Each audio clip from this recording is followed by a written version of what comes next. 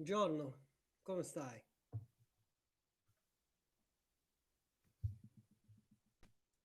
Sup, as the kids say. I managed this time to remember to actually turn on the right camera. Oh, rolled that off. Sorry. But I'm here now. Yes, it is like Q&A. I'm not sure how to classify this because all kinds of things are discussed, including pen things, sometimes other things. But yeah. Good morning, or other times, depending on what zone you're in. I'm just dozing up on some caffeine. Yasu. How's you all doing? Oh, it's gourmet pens. How about that?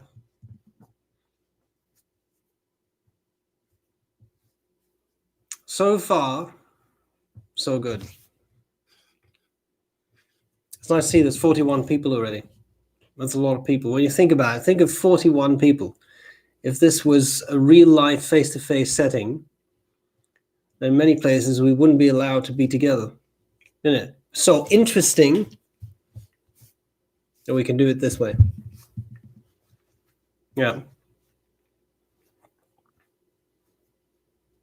What's everyone doing?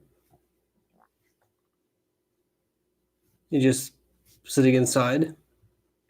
Probably. Minute.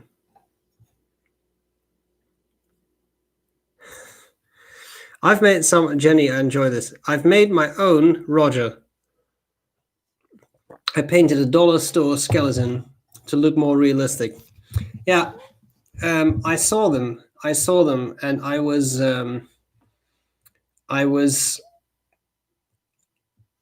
tempted.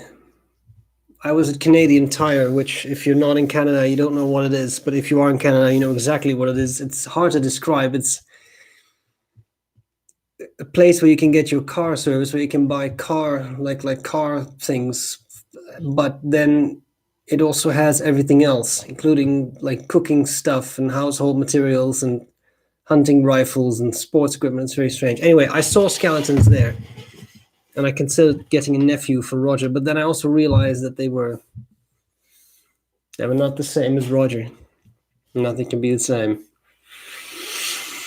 Thank you for continuing to hammer out the Stoicism videos. I want to be a Stoic, but sometimes it feels fatalistic. Can you help me to better differentiate? Yeah, Stoicism is complicated when it comes to these kinds of things, because on the one hand,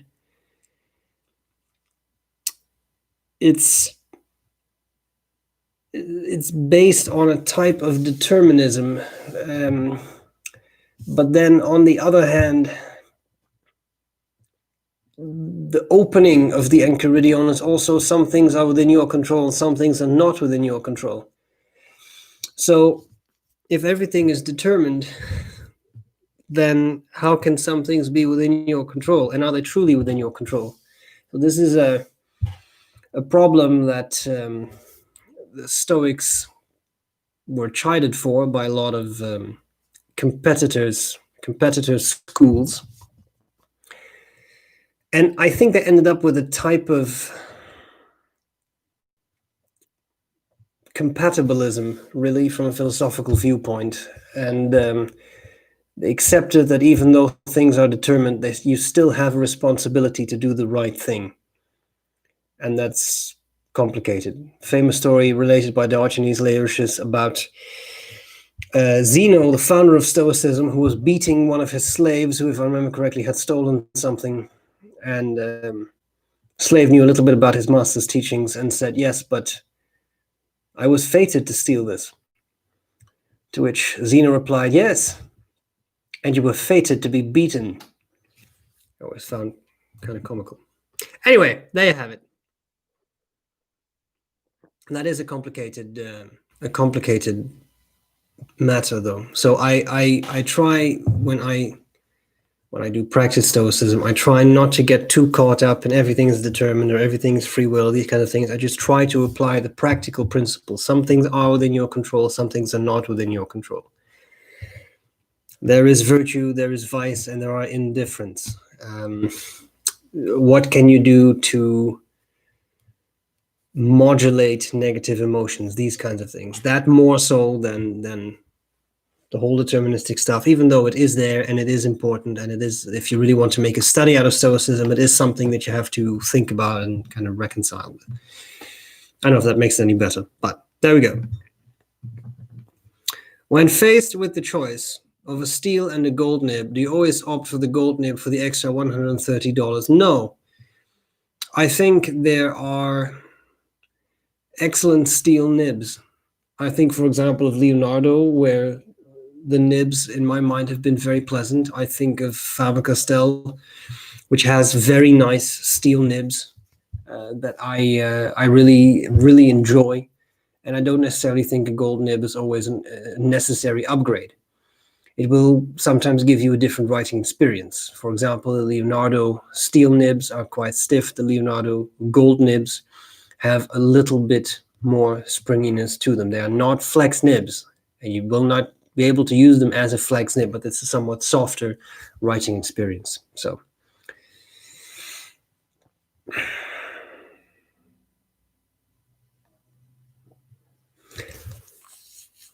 Jenny is being very creative because Jenny is also making a stand for the skeleton. I do want to see this project when it is done. Just saying.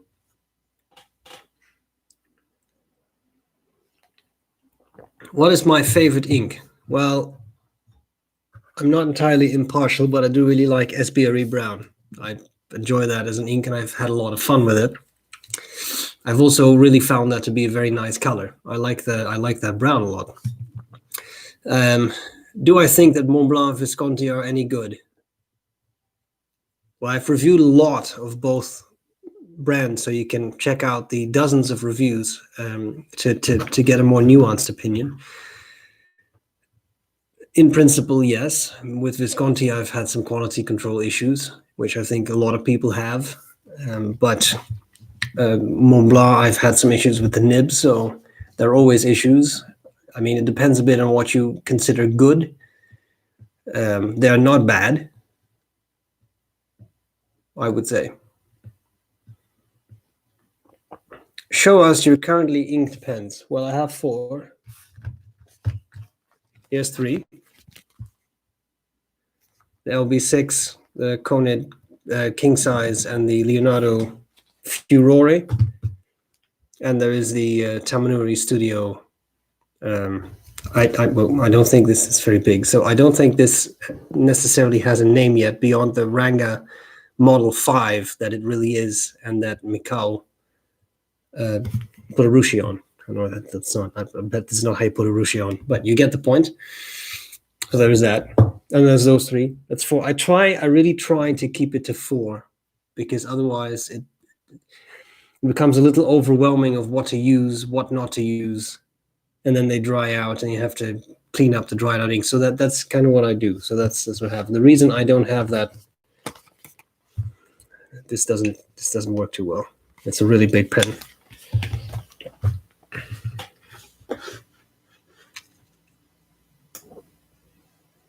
I have ordered a Mont Blanc Disney double broad. I have a Mont Blanc 149 broad and assumed with the piston open, the thicker line on the Mont Blanc 149 will be equivalent to a double broad. Is this valid general assumption? Well, no, I don't think so, because these are piston fillers, they're not vacuum fillers. So opening up the piston is that's not really going to make the pen wetter. Like, the piston is already drawn up. So the piston never closes the opening through which ink flows. That's a vacuum filler. This is a piston filler. So that's not the correct understanding of how that filling system works. And opening it up, there is no opening up to a piston filler. like if you actually turn the knob with ink in it, you will force ink down the feed, but there's nothing to open up. That's just ink being forced into the feed. I also don't think it will go from broad to double broad, because nothing changes to the nib. It's just saturated with ink, so it may be wetter, but I don't think it would be broader. No. So I would say, for me, the answer to that question is no and no.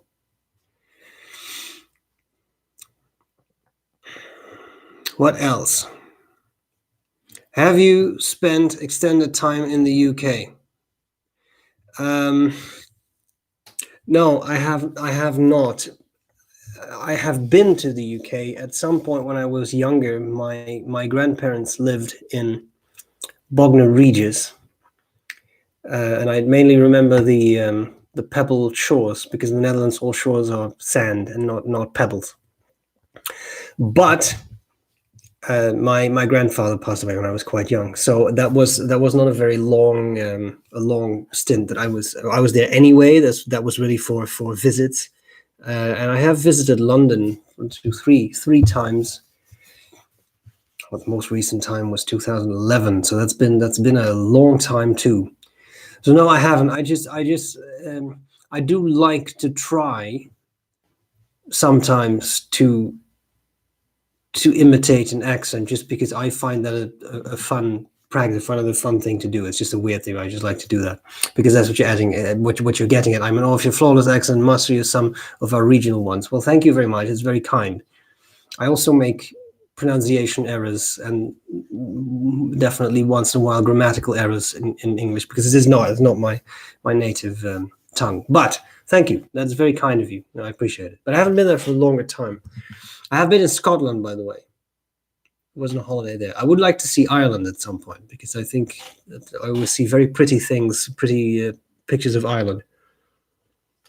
I'm sure it depends on where you are, but you know what I mean, like those big cliffs and such. It always it looks appealing to me. All right. What else? Oh. What else? What pens? That's an interesting question, but one I have to think about. What pens do you regret not buying when you had the chance?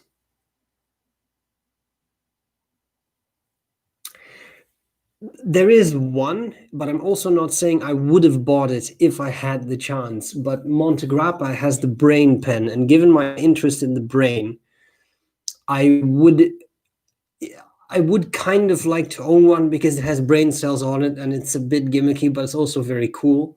But I also remember that was a very expensive pen. So realistically, I'm not saying I would have bought it would I have had the chance. But I think that would be a fun pen to own, just because it's a brain pen. But I don't see them very much on the aftermarket, so to speak. And even if I would, I'm sure that would be a very expensive pen to purchase. So, but that's yeah. Last week, you mentioned a course you teach on sensation and perception. That sounds really interesting. Any chance you maybe think of doing a set of videos? I could. I have to be a little. I'm sure you understand this, but I'm just saying. I have to be a little careful, because it's very tempting to take lecture material and put that on, say, YouTube, because in fall we will be online. However, officially, all classes I teach are the intellectual property of the college where I teach, which makes sense. That's how these things work in academia, because the college employs me to do the teaching. So that does mean, because although I was tempted to put these classes online, I really don't think I can, because I cannot breach that intellectual property right.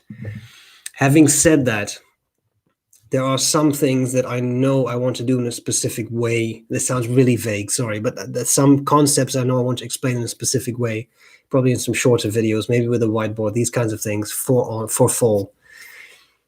And maybe some of that stuff will end up online. But also I may do some stuff on sensation and perception, maybe not on YouTube, but on Instagram, because I have that science account now, which is it's still a boring name. I have to come up with something better, but SBREBROWN_science. And that would be a good place to do videos like that. And given that I have these models here now, and you can't see when I do this, but there's more than just Roger there. Given that I have them here, I may as well try and do that. So that's probably what I'm going to do.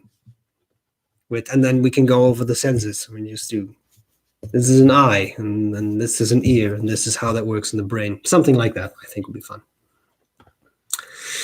All right. I broke my TWSBI Vac Minis plunger this morning. This hangout is therefore also a coping mechanism to accept this fate in the most stoicism I can muster. I'm sorry, Ellen. I'm sorry.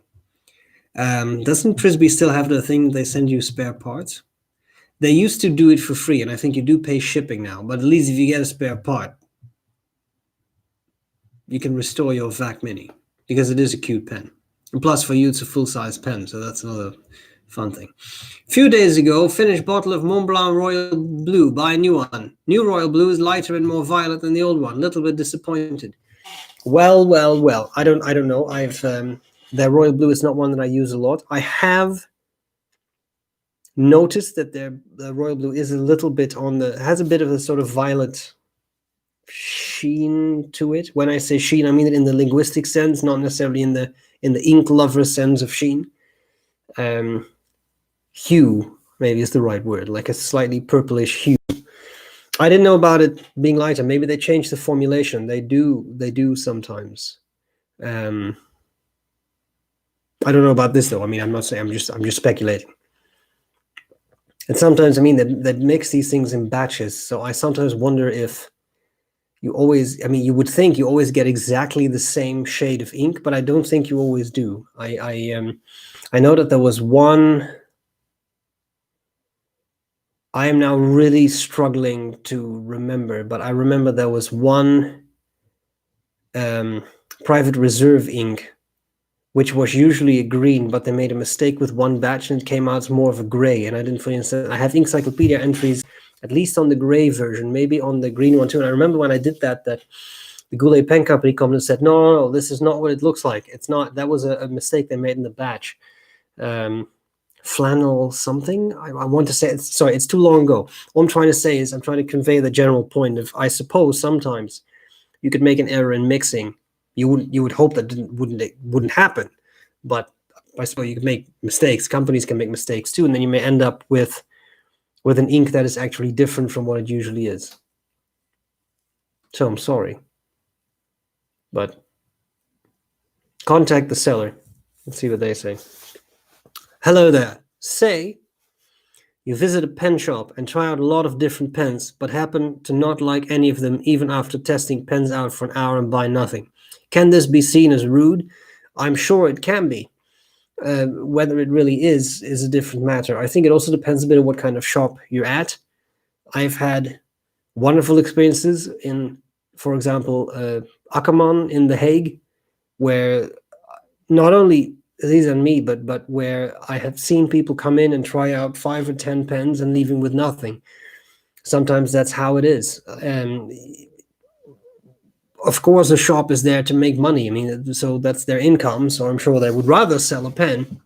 But on the other hand, sometimes people try out things and they end up not buying anything. So I don't know if it would be considered rude.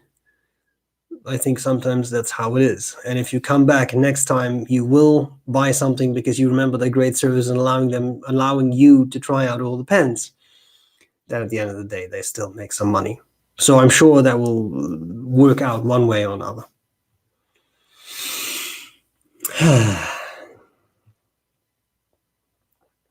Someone else comments and someone else comments and says that they found that too, that Visconti Blue and Caran d'Ache Idyllic Blue. They switched to Visconti Blue and Caran d'Ache Idyllic Blue because the Mont Blanc, the Mont Blanc Royal Blue indeed had a color shift. I kind of have to try it out now because now I'm interested. I know the old formulation. Maybe they did change it then. If other people notice it too, there wasn't just one bottle. Again, it could be a batch. They don't mix it by the bottle, but by the batch. But still, that's interesting. We shall see. What are some pros and cons of gold and steel nibs? Well, gold nibs are made of gold and steel nibs are made of steel. For some people, that alone is enough to say, I want a gold nib. Beyond that, they're very different materials. So depending on the specific nib, how it is ground, what kind of alloy is used, often I would say gold nibs have a little bit more bounciness to them as you write with them, but not always. There are gold nibs that are very, very rigid and are as rigid or even more rigid than some steel nibs I've used. And there also are steel nibs that are so soft that they are kind of flexing nibs.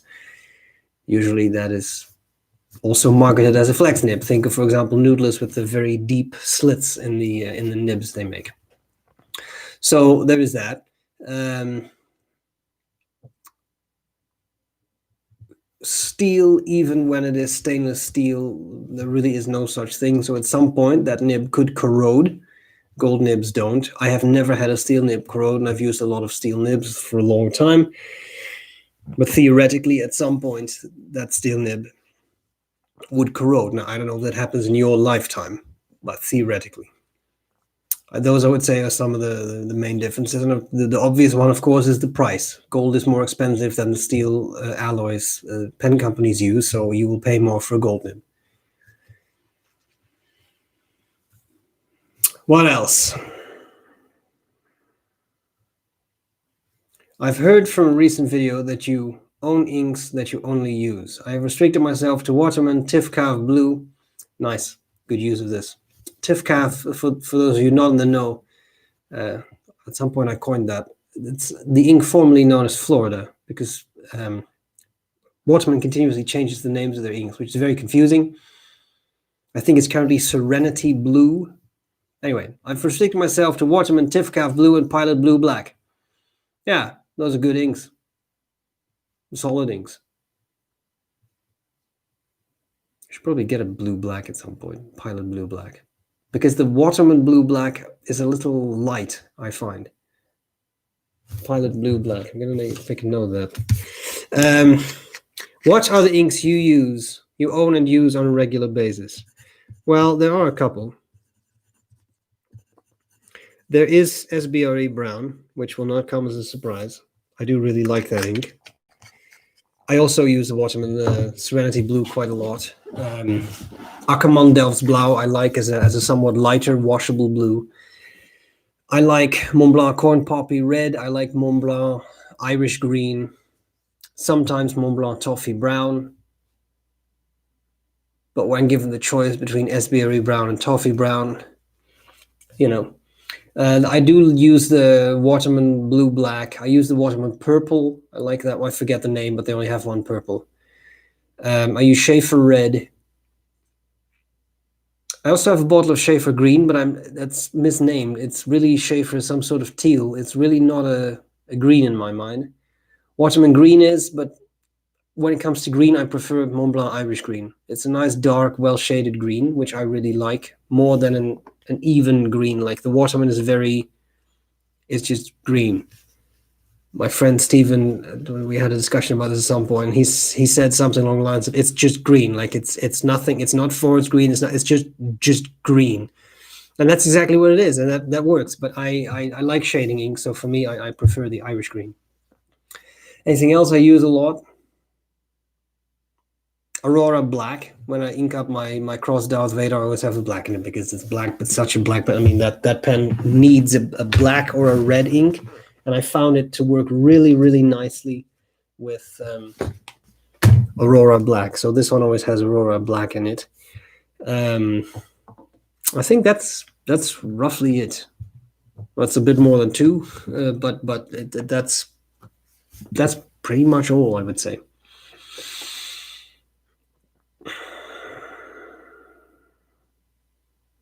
What's the biggest pen you have ever used? Well, that depends a little bit on how we define big, because I had that jumbo pen from Japan that was incredibly girthy, but it wasn't very long.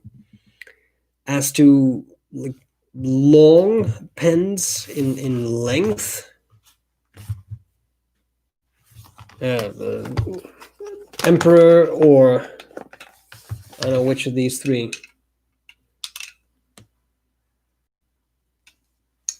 One of these three. So we have the Rangan Model 5, we have the Namiki Emperor, and we have the Denitrio Genkai. And I don't think one is really a lot bigger than the other. So one of those, I would say. They are big. That is for sure.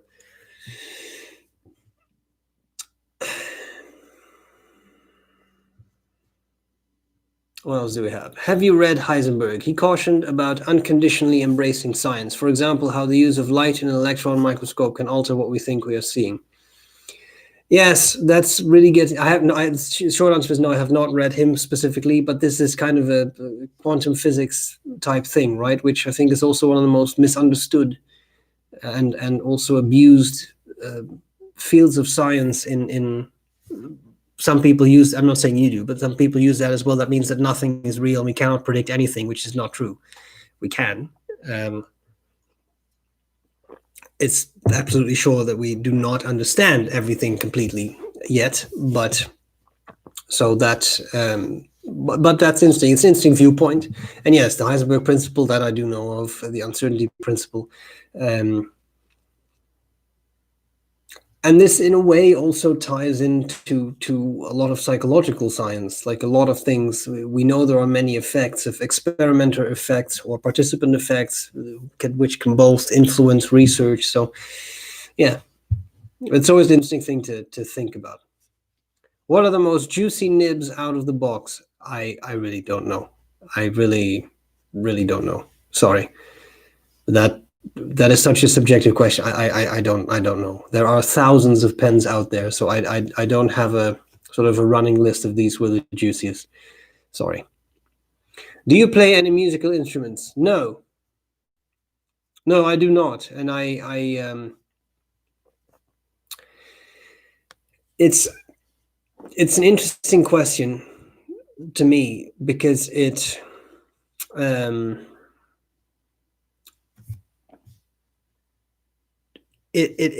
always makes me think about other things. So this was probably way more than you wanted to know, but we're here now.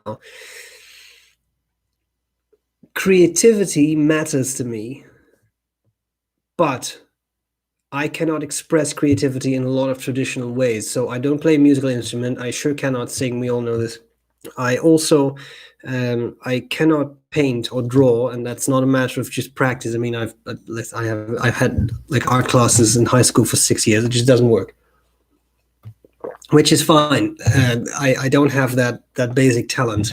So if creativity cannot be expressed through musical stuff or through art stuff in the broader sense of the word, then what remains?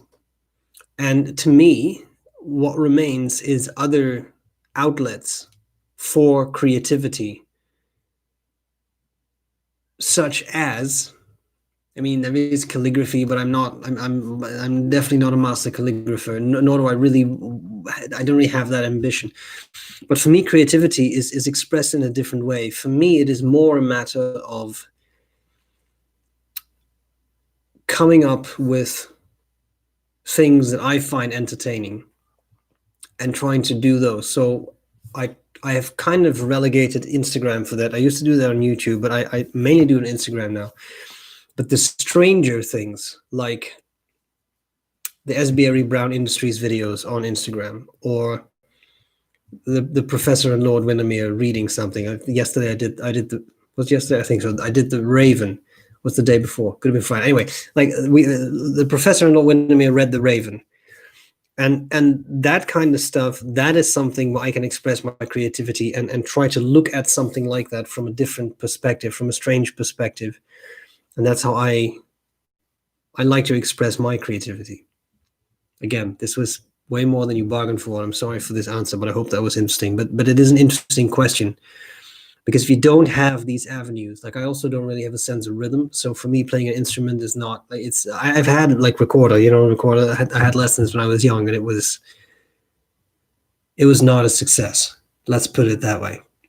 So that matters to me. That matters, that to have some sort of outlet. That's all I wanted to say.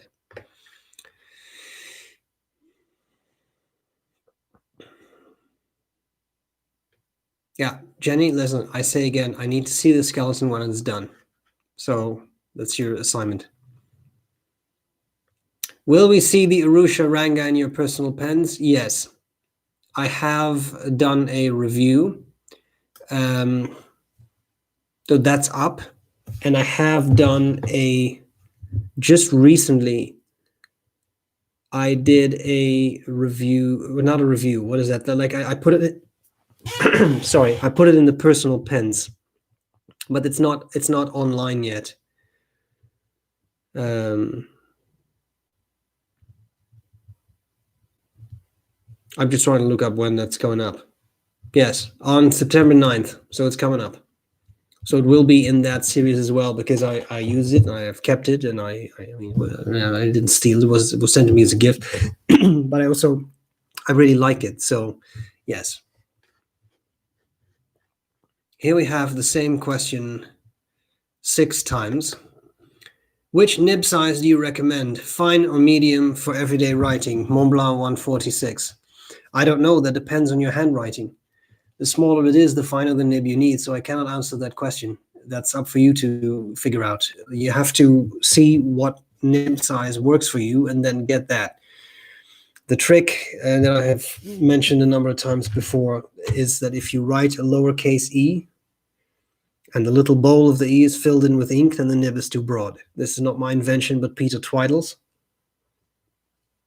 who wrote the book on fountain pens, but whose parents had a fountain pen shop, and they used that as a guide. And I've always found that actually a pretty useful guide. So try and do that with your pens and then see what you get. And then fine or medium. Yeah, for some people, double broad's an everyday writing pen, but that depends on the size of your handwriting, right? Right. Do you know anyone who replaces the gold plating on nibs? I polished my Sailor 21 karat two-tone nib, and to my surprise, I polished the gold right off of it. That is disturbing, but to be honest, I don't know anyone in the pen world who specializes in this.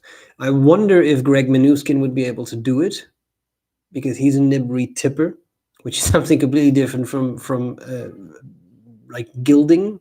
Is it gilding? I think that's the word, isn't it?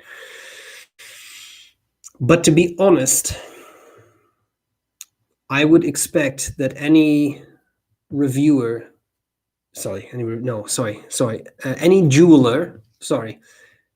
who actually does actual goldsmithing work would be able to replate a nib. I don't know if that is true as a statement, but I like to think it is true. So try and find a jeweler and ask them, because in the pen world, I don't know anyone. There are people who work with gold, Jack Rowe in the UK, but he makes pens out of gold. That's not the same as plating. So I wouldn't know. And I don't know if this is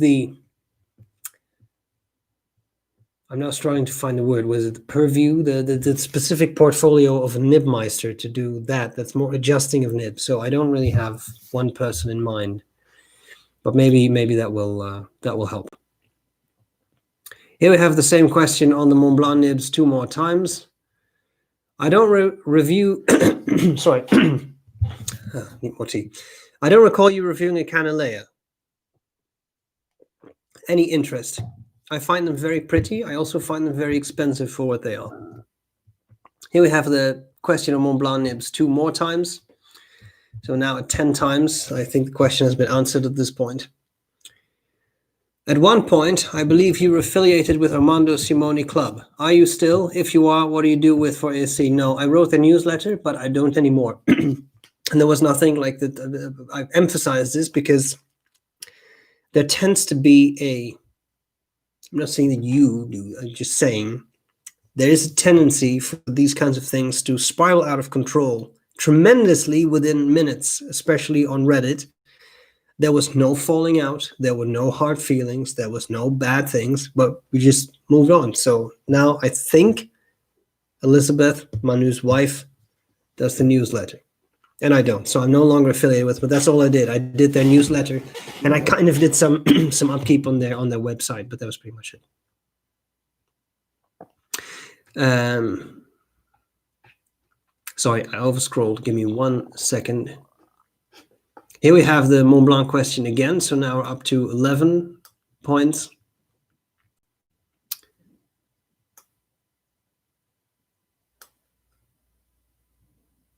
How do you make your coffee? The answer to that question is simple. I don't, because I don't drink coffee. That is,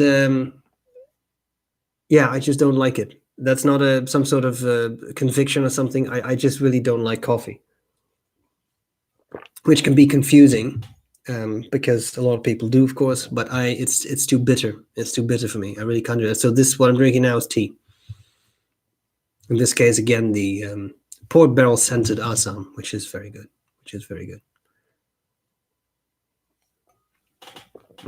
Okay. Also, what are your thoughts on ink bottle design? Do you have any thoughts on the old 150 milliliter Ackermann bottles? And do you have any ink bottle designs which you particularly enjoy? That's a really nice question.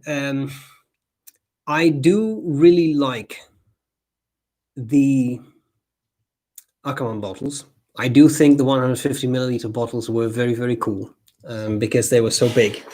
You do have the Dutch Masters, right, which are 120 milliliters, but the original faceted 150 milliliter bottles, I think, were very interesting, were very attractive. I like the 60 milliliter bottles, which is just that, but smaller, right? But what I like about those bottles, and that's I'll because of course there's a lot of different ink bottles, so I can try and say something general. What I like about the Ackermann ink bottles is that they are so practical. With there is a moving part, and there is that you have to turn around, all that stuff. But I think that works very well. If you look at some other ink bottles, you wonder how they were designed, and by whom and why they were designed that way, because they are very, I would say, almost unusable. For example, take something like a Jeherbam bottle, the standard Jeherbam bottle with the flat little plateau. Well, it's the plateau, I suppose, this flat, isn't it? Like the little plateau you can put your pen on, so it's not flat because it has, anyway. Lovely bottle. It looks really nice, but it's unusable. If you have any pen with a number 8 nib, you can get a few fills out of it, and it won't work anymore because it's so flat that you don't actually reach the ink level very quickly. Does that make sense? As soon as ink level drops, you can no longer actually drop ink from that bottle if you have a piston filler, or so if you have a converter, you can fill it straight up, but that's a different story. There are other bottles like that as well that just don't seem to be designed to use. I'm not trying to harp on Jeherbam, but here's another one. There's 1670 bottles, have a neck. It looks beautiful with the wax seal and all. I like that, but the neck is so thin that if you have any pen that is a little wider in the section, you can't use it. And again, it's not to harp on Jeherbam, but I don't fully understand that bottle design. If you look at something like the Mont Blanc bottles, they have some cool features with a little reservoir. It catches ink, and then you can tilt it and trap more ink and use it. So that works very well. Or take the Waterman bottles, which have a nice facets cut out on the sides, and you turn it and you can put it on the side. So you have the neck actually facing you, so you can get to a lower level of ink. I think all of that is very ingenious. Simple, but ingenious, and it works really well. So that I like, and that I prefer to bottles that don't seem to be made to be used by fountain pen users. I just don't understand that. As to, that's the final thing I'll say about this, as to super fancy bottles, at some point you had those, what was it, Bang Box, the very nice, those diamond-shaped bottles with a little stand, very attractive. But the thing is, I buy the ink for the ink and not for the bottle. So if I get the feeling that the bottle is so fancy that it has really driven up the price of the ink, and I don't know how I feel about that. Even take something like the Visconti bottles. The old glass ones were very pretty, but then you got those plastic bottles. They tip over really easily, but that's why you get that plastic thing that you could put the bottle in. But it's a simple design. It looks quite nice and it works. So I like that. I hope that answers your question. Montblanc versus Iroshizuku ink. Yeah, that's a good question. What I like about the Iroshizuku inks is that they're a bit lubricated, so they do flow very nicely. At least I think they are. I want to say they are. They flow very nicely. To be honest, I've not had issues with Montblanc inks. I do occasionally hear people who complain about it. I have used a lot of Montblanc inks in a lot of pens. I've never had issues, including with the original Iron Gold Midnight Blue. So for me, Montblanc is really not an issue. I'm just trying to think. I think I've used every ink in the regular lineup. I'm not sure about the black. I don't remember if I ever had the black Montblanc ink, but I've used the blue. Their old turquoise was beautiful, but that's discontinued. I've used the red, the green, the brown, the gray, the purple, the green, blue, yeah, the blue. I never had issues with them, so I like them. Some of the Iroshizuku inks, not all, but some of them I find a little washed out, which was the purpose, I suppose. My first Iroshizuku ink was Momiji, and I was a little disappointed. I was expecting a popping red, and it's this very subdued color. And I will say that as I grew a little older, that has grown on me. But I guess that was just an initial somewhat, I don't know, disappointing maybe. But there are others. For example, Tsutsuji I think is beautiful, works very well with a lot of Urushi pens. Konpeki is a beautiful blue. So there are a lot of really nice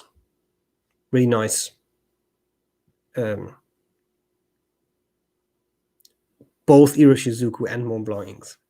Yeah, I don't know if I really prefer one over the other. I just don't think I do. They're very different. I don't know if that was a satisfying answer, but that really, to me, they're so different that I would be hard pressed to really pick one over the other. Yeah. Corn Poppy Red's a hard to beat red, though. I will say that. But then Konpeki is a hard to beat blue, so I don't think I can pick. Sorry.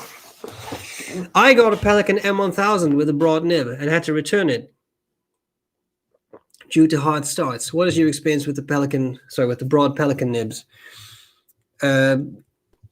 That a little bit. Not always, but I have found that the finer nibs for Pelikan are often fine. It doesn't make sense. The finer nibs for Pelikan are often okay, but the broader nibs do have a bit of a tendency to be over polished. And there was a period when that was really bad, and that was really an issue. I don't know if that has improved because it's been a while that I used a new Pelikan. But yeah, that has been an issue. To be honest, I found the same with Montblanc though, and it's broad nibs have so much tipping that it becomes easier to over polish it, and that's the consequence. It shouldn't be that way, but it is that way. And I think it's not just Pelikan and Montblanc. I think it's a number of brands that suffer from that issue, where it's the finer nibs that are okay, no issues, and the broader nibs that suffer. I had the same thing with say Visconti. If you have a well polished palladium broad nib, it's an absolute joy to write with. But I've also had them very over polished, and then they skip and hard start, and they're almost unusable. Yeah, which is a shame. What are your thoughts on 90s through present day 18 karat 149 nibs, particularly nibs close to their fine nibs? Wait, sorry, I have to reread that. 90s through present day 18 karat Montblanc 149 nibs, particularly nibs close to their fine nibs. How springy, smooth, etc. Well, I sure haven't made a massive study of this. I do have the feeling that older Montblanc nibs were a lot springier than modern nibs, but now I'm not necessarily talking about the 90s. I'm more talking about way back, but that's the case for many vintage pens. I can't say anything beyond that because I haven't tried dozens of 149s through the ages. I haven't. So, well, ages is a bit excessive, but through the years. So I can't say this. Again, my impression would be older, a bit springier, but that could be entirely off. So I can't really say that. just so you know. But as I just said regarding Pelican, it's the same feeling I have about Mont Blanc. The finer nibs are typically less skippy, are polished a bit, I don't really want to say better, but are less over polished and write better out of the box in my experience. What ink would you recommend for a Nakaya fine nib? You need something wet. Well, probably because Nakaya fine is Japanese fine, which equals Western extra fine. So it's not going to be a gusher of a nib, most likely. So yes, I would say something wet. Now, fortunately, you have dozens of ink to choose from. We were just talking about Iroshizuku. Those are lubricated inks. I would say that's a pretty good start.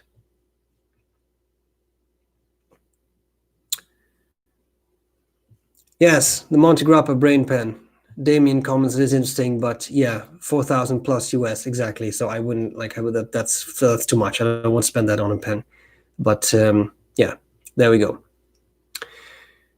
Did you figure out the meaning of the last sentence of the last chapter of your last Stoicism video? I have given it more thought, and it was very nice because a lot of people actually came up with a lot of input, which was very interesting to read. And one of the things I liked a lot, one of the interpretations, I liked a lot was, it's your actions that matter, irrespective of the context. So you can be virtuous, and if traditionally as a Stoic, you'd have to be virtuous to be happy. So you can always do the virtuous thing irrespective of the context. And I thought that was a nice way to look at it. So I enjoyed that one. Brad adds that he's been running Iroshizuku and Ferris wheel press in the Nakaya medium. So thank you. I said Nakaya again. Nakaya. I'm making effort. I'm sorry. Medium. So it's not a fines medium, but Iroshizuku, okay, and Ferris wheel press. So you can give that a shot. The person who asked the question. I forget who you were because I see a lot of names.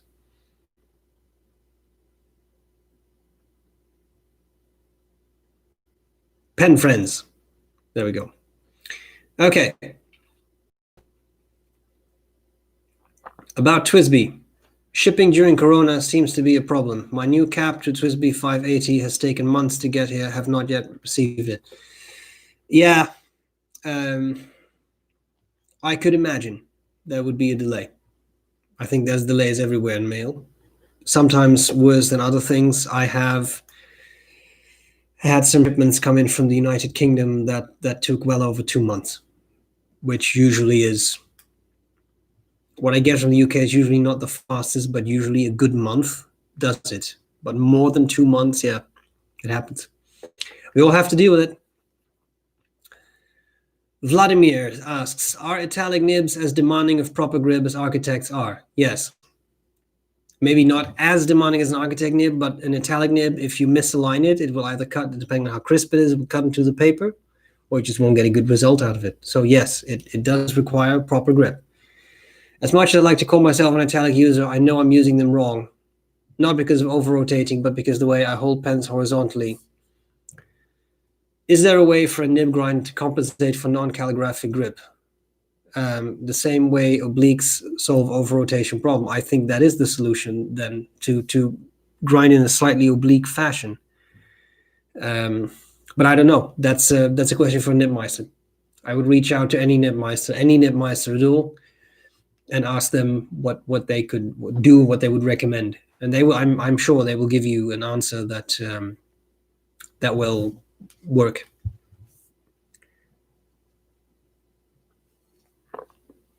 Because that's a lot of nibmeisters also have idiosyncratic solutions to things. Like, well, if the customer has this, then we should do this. So I can't go into specifics because I'm not a nibmeister, but I have found that's often what they do. They have little tricks and they look at your angle and such. So if you can describe that or send pictures or whatever, then I think there's a good chance they would be able to help you out.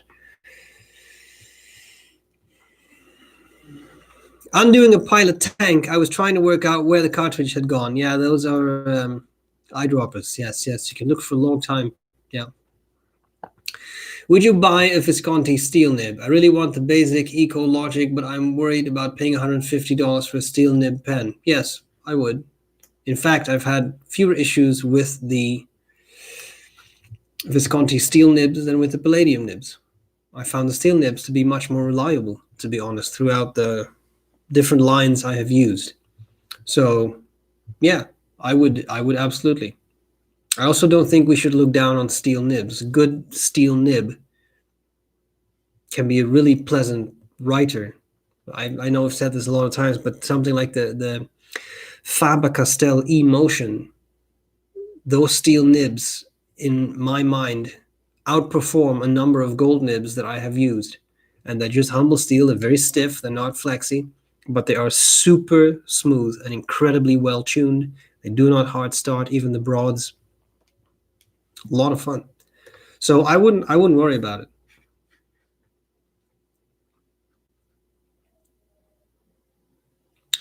Some people talk about writing in a pen, meaning that the pen adapts to your writing style. Some even go so far as to say that you shouldn't loan your pen to others for this reason. Is this true? This is something where I often have discussions with people. I personally think that the idea of lending a pen to others and they will destroy how that pen has adapted to your hand is an urban legend. I don't believe it. Think of all the pens we have from like the 1900s that are vintage pens that have been owned by at least one person, often multiple people. And we buy them and we can write with them straight away. So I don't necessarily think that. Also take into account the question of what exactly would be adjusted by you using that pen. You're not going to grind down the iridium, well, it's not really iridium anymore, but the very, very hard metal that is used in the tipping in a few weeks' time, because that metal is so hard that a few weeks of writing are not going to adjust that, grind it in a certain way, unless you write on sandpaper, which I'm assuming you do not. What does happen, and this is something I read, I want to say on Richard Binder's website, and that, again, I want to say Richard Binder's website, and that made a lot of sense to me when I read that. His argument was, your pen doesn't really adjust to your hand, but you adjust to the pen. You figure out for a specific pen, this is how I should hold it. This is how it works. And I can give you a concrete example. At some point, this is interesting context, I was at a hospital pharmacy to pick up medication for a study. We were going to give that to a participant. And the pharmacist said, "Oh, I forgot to sign this form. Do you have a pen?" She didn't have anything. I said, "Yes, I had a Conway Stewart Model 100 with an italic medium nib." And that nib was later tuned by Mike Masayama. It skipped a lot. She couldn't use it. At that point, I had learned, well, if I hold it this way and there's the sweet spot, she couldn't do it. She tried 5 or 6 times. She said, this doesn't work. I have to get another pen. So I think it's more that. You get to learn the specific idiosyncrasies of that pen. And others, when you give it to them, they don't know that. So that may give people the impression of, see, others can't write with my pens. But I think it's more so that. Could it theoretically be the case that maybe by the specific way you write with it, you move the nib and the feet a bit? I guess. But that's the only thing I can really come up with that really would adjust, because I don't believe it's wearing down the actual tipping to such a degree that it adjusts to your handwriting. And people disagree. For a full story, there are people who absolutely believe that a pen does adjust to your hand. It's just that I have never fully understood the arguments. And when you reason through what exactly changes, then I don't really see it. But I could be wrong and I could be right. That's absolutely true.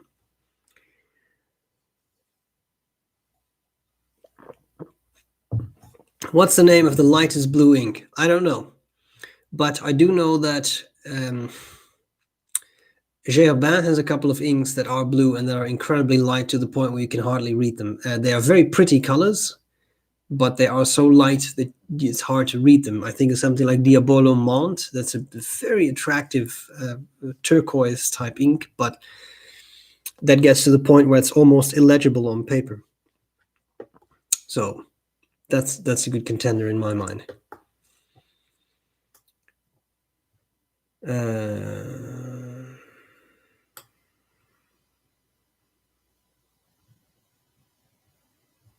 What else do we have?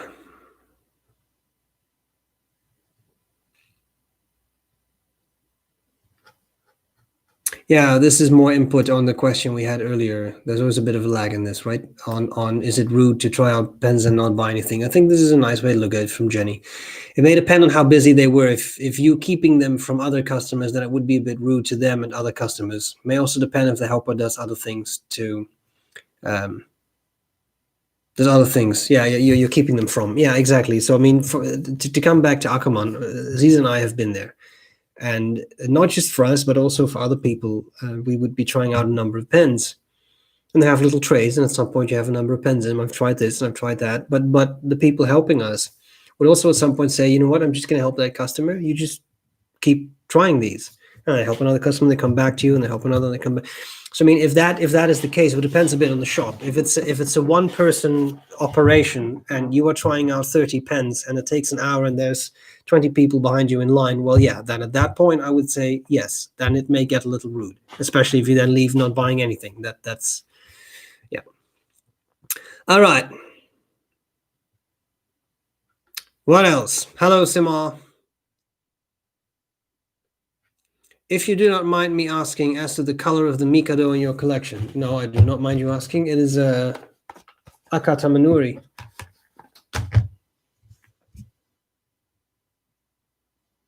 It's one of my favorite urushi finishes because I really like the red.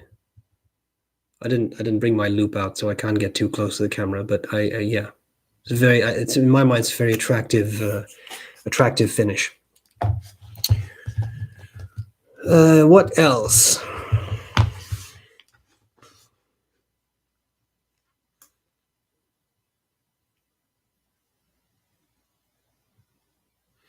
What genre of music do you listen to and enjoy?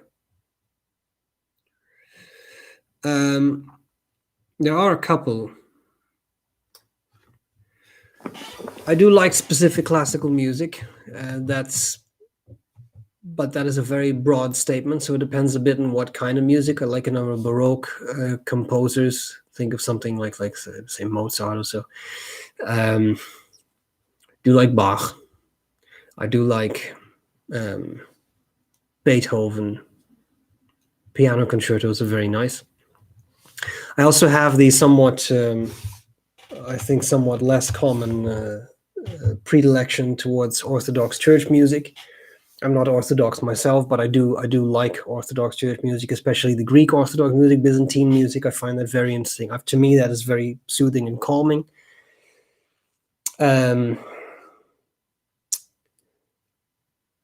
As to more contemporary stuff, my favorite band I've been quite loyal to over the years is B.R.E.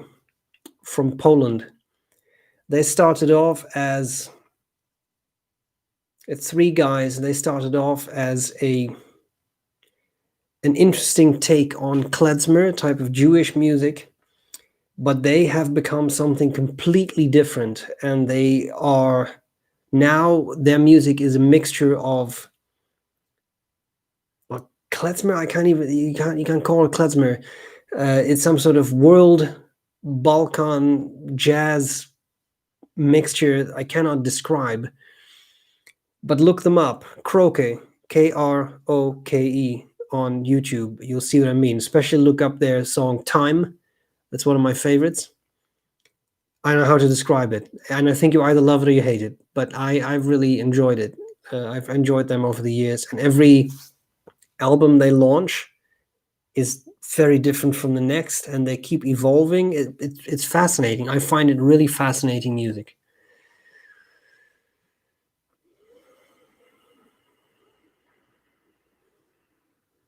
What else do we have?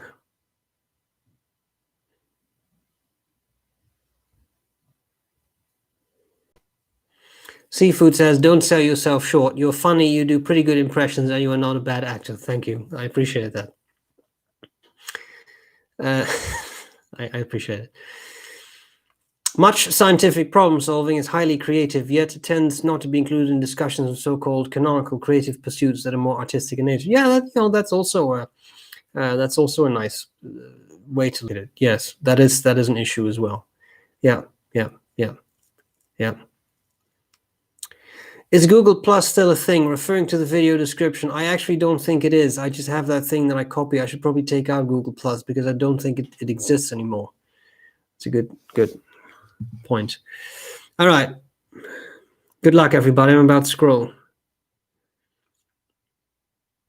Next great pen you are chasing. You know, I don't actually know. There is nothing on my radar that I am really looking for, or that I really think I need to own or something.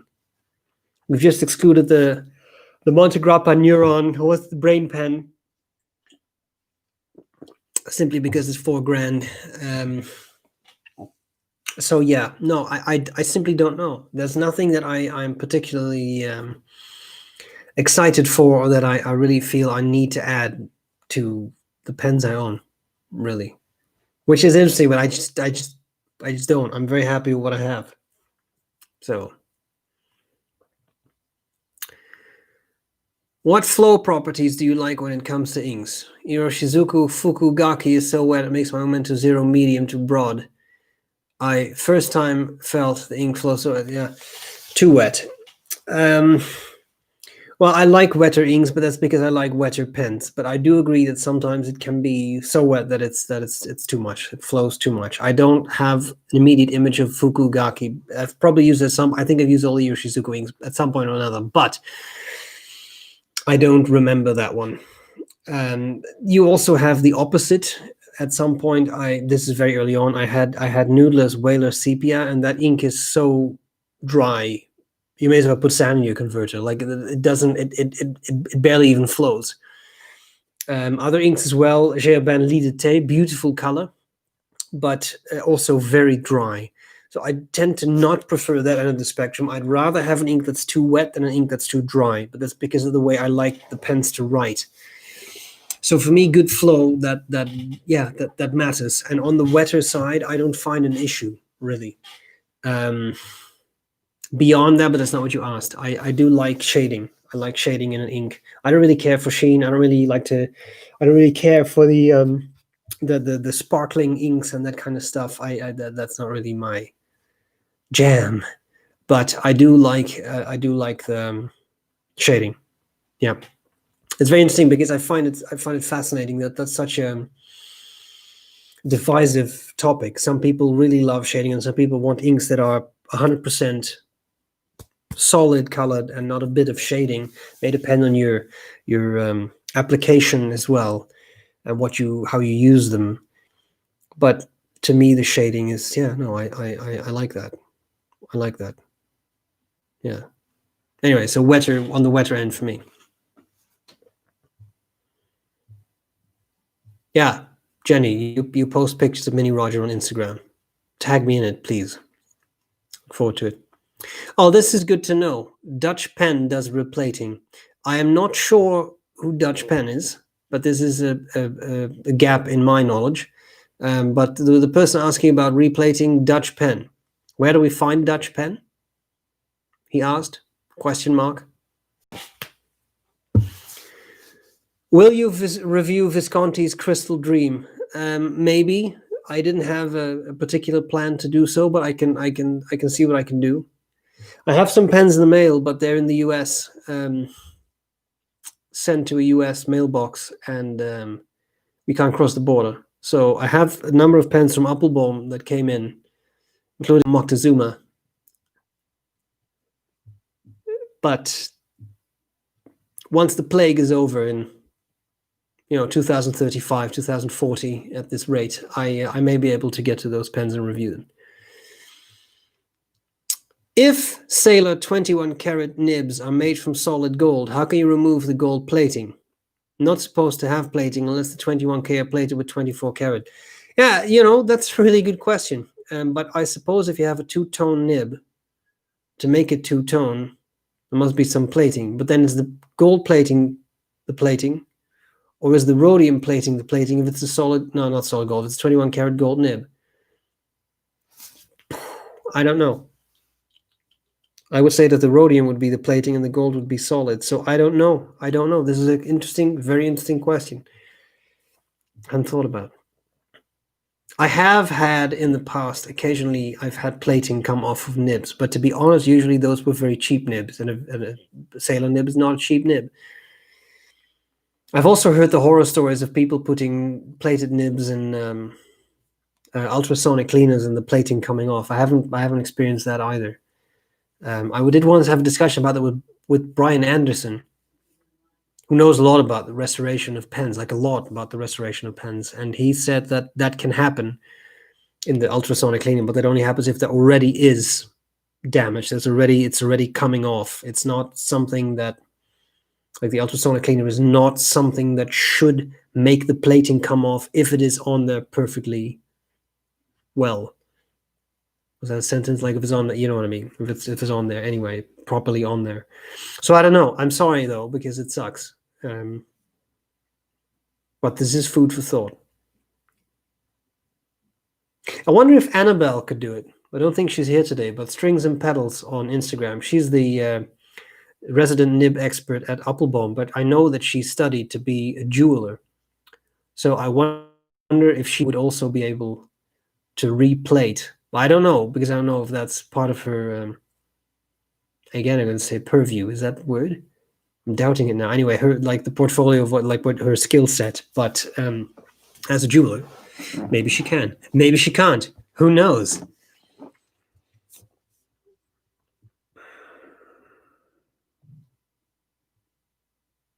Yeah, so we have the same discussion here. A gold nib plated with platinum or rhodium, then overplated with gold. I guess it would be something like that. Yeah, must be something like that. Interesting. I'll give that some more thought. Now that Visconti's Dream Touch nibs are gone, do B.R.E Palladium nibs give the same experience? Because when Visconti nibs are right, boy, are they right. That's a good question, but I don't know. Because I haven't tried the B.R.E Palladium nibs beyond the Visconti Dream Touch nibs. So I don't know. That's an interesting question, but I don't know the answer. We'd have to investigate. Do you ever get tired of the fountain pen hobby? I sometimes do, but because I am not really a collector in my mind, but someone who has a number of pens that he uses, because everything I own gets used, it's not the pens that bore me. And because I have what I want, I enjoy what I have. Quotable SBREBROWN. So in that regard, I don't really get bored. Sometimes it's more the reviewing process that can be a little boring. If it's a matter of, here is the 50th Lamy Safari that's launched, can you review this? I understand that you want to see the color, so I will try to do that. But it's another Safari, and I've reviewed a number of Safaris, and it's the same pen every time, just a slightly different color. Which is not me trying to complain about Safaris, but maybe you'll understand that at that point, like I have held this pen so many times, I have seen this so many times, it's not very interesting to me. And some other pens are. Some inexpensive pens are. Some expensive pens are. So that is something that if we talk about reviewing and things being boring, that I find more boring sometimes. Not to say that I wouldn't do it, but I'm just saying, like that's where it can get a little boring. The Tamanuri Studio YouTube channel is very cool, recommended. Is there more channels? The focus is geared to more like tinkerers, I guess. I don't know. I mean, there is I always get the name wrong. Ink Needs Last Forever, or Ink Need Lasts Forever. Anyway, the Noodlers channel. Nathan Tardif has extensive videos that are 45 minutes, 60 minutes with him fiddling with pens and doing that, doing some sort of repairs and adjusting stuff. If you find that kind of stuff interesting, that might be a channel you enjoy. And there undoubtedly are others too, but that's the first thing that comes to my mind.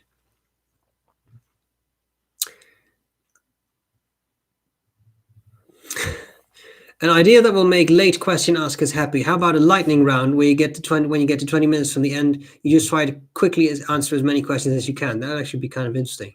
We have about 50 minutes left, so I'll keep an eye on that. Let's see if we can do that. Other than fountain pen stuff, what else do you watch on your computer? Well, I don't watch that much fountain pen stuff, to be honest.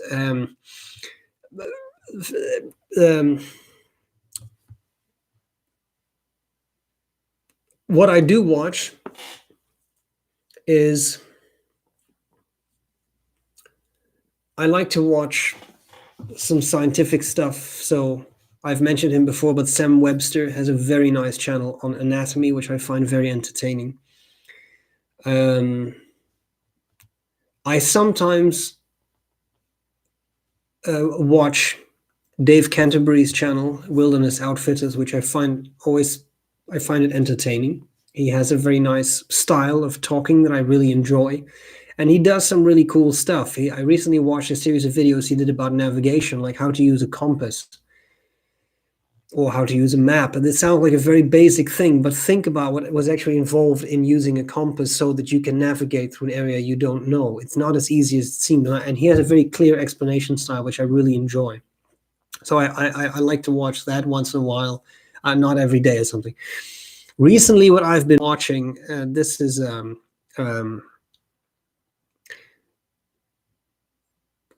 something that's only sensible to Dutch people, but there was a program in the Netherlands called Blik op de Weg. It's like a sort of like a cops type show, but it's traffic police. It's only about traffic, where they stop people who've been speeding or whatever. And I like that show. It's recently, the maker of that show, his company went bankrupt, and he put every episode on YouTube that he ever made. So there's like 300 plus episodes. And I've been watching that. And what I like about it is that they also give you traffic tips. Like the police officers give you suggestions, like, if you drive this shortly right behind a truck, you can't see anything. And if anything happens, you won't be able to brake. And this is stuff that makes a lot of sense. But let's be fair, as drivers, we don't often do this. So for me, that's been very educational, because I notice now when I'm driving, I notice that I'm starting to do things differently, because I think, wait a minute, if I do this, so it's interesting, because it improves your insight in traffic. And I found that very, very interesting. Plus, and I'm sorry, this is very Dutch, but there were two police officers. They follow a couple of police officers. They have like the camera cars. And there was one couple, they do their work around Amsterdam, and they are hilarious. They are so funny in the way they talk. And this is only going to make sense to my Dutch friends, but like someone is speeding, like doing 50 kilometers an hour above the limit. So it's excessive speeding. And then they sit in the car, the police car, to watch. They have a little screen to watch what they've been doing. And one of these police officers has the driest way of just saying stuff like, "Wat ging het hard?" Like this kind of stuff, like, "Oh, that was so fast, wasn't it?" And that's just, it cracks me up every time. So I find that funny. So this is probably a really strange answer. I bet you didn't see that coming, but I've been enjoying that now that they're all online. Do you use those funnel ink fillers? Do you mean those sort of ink misers that you put your ink in and then you I don't have one. They can be useful. Usually when I have an ink bottle, that I think that's what you're talking about, that where the level drops and you can't get a pen anymore, I just take a syringe or an eyedropper. I suck up the ink and I put it in a sample vial until I can't use that anymore either. And then I just take a syringe, I draw up the ink, and I squirt it straight to a converter, and then everything is used up. But they are useful tools. I think they're called ink misers. I think that's what you're talking about, and they can be useful. Gerban, says Kiara, should indeed redo their regular ink bottles because they kept the design they originally had for dip pens, which doesn't work for filling. But exactly, that's it. And they're very pretty with the little plateau for your pen. It makes sense for a dip pen, but I just don't. Yeah, no, it doesn't work. Bottle shapes. I just got an Amiki. It's wide and shallow. It feels like it's impossible to fill pens without a syringe once it's a 3/4. Yeah, yeah, exactly. And I this is what I cannot say that I'm 100% pragmatic because I have some pens that are fairly ostentatious. It's just the way it is. But no matter what pen I have, I want it to write because I use them all. When it comes to ink bottles, it's the same thing. If it's a useless design, it aggravates me. So often what happens is you can buy these little Nalgene bottles, and I take the ink bottle that's useless, I put the ink in the Nalgene bottle, and that's how I use it because that is much easier to use. I would rather have that an ink company puts their ink in Nalgene bottles, like I think Blackstone does it, and I won't say there's another brand that does it, and that you get a super fancy, almost crystal-looking bottle that once you have used up this much ink, you can't use anymore. Because what's the point? Then give me the plastic bottle, and I'll take that, and afterwards I can reuse it for something, you know? As you can see, I feel rather strongly about this topic. How long is this going to be? That's what she said. Thanks. Yes, the fine and medium pelicans were great. Yes, that was my experience as well. Another design leaving much to be desired is the Scribo ink one. It's just a marmalade jar. It's okay for that, but not for inks. I opened two and inks went all over the place. Cap too shallow. Yeah, I haven't used these, so I can't comment from a personal perspective. But yeah, I've also found that sometimes with noodler's bottles, which are completely pragmatic, are everything I just praised, but sometimes they're so full that if you don't know that, I mean, it's nice that they fill it up to the brim for you, but then you open it and then you have ink everywhere. Yeah. My Momiji, says Katya, is very saturated, hard to use in a wet nib if you want to see more than sheen. Can it be different from bottle to bottle? Well, we've been talking about that earlier with the Mont Blanc ink. I don't see why not. I suppose it could change over time. It's also possible that I don't know if my Momiji was not saturated, but it was not as bright as I expected. It was just not as intense as I expected. So maybe it was that more so. How do you make your tea? I always have it black. I like loose leaf, but yeah, no, I don't put anything in it. No sugar, no milk, no nothing. During the meanwhile, which is a fantastic name, by the way.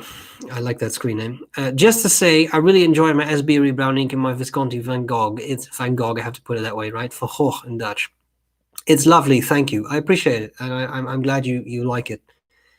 Again, I am biased because it's my ink, but I myself really like it. So I'm happy you do. Also, it's been pointed out to me, this is the color of SBREBROWN ink, so there is that. That was random. Okay. Cartridge converters or pens who use the body as a means of ink storage? That's $1 million question, isn't it?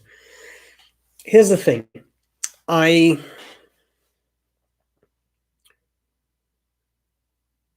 I started out, up to a couple of years ago, I would probably have said, no, piston fillers.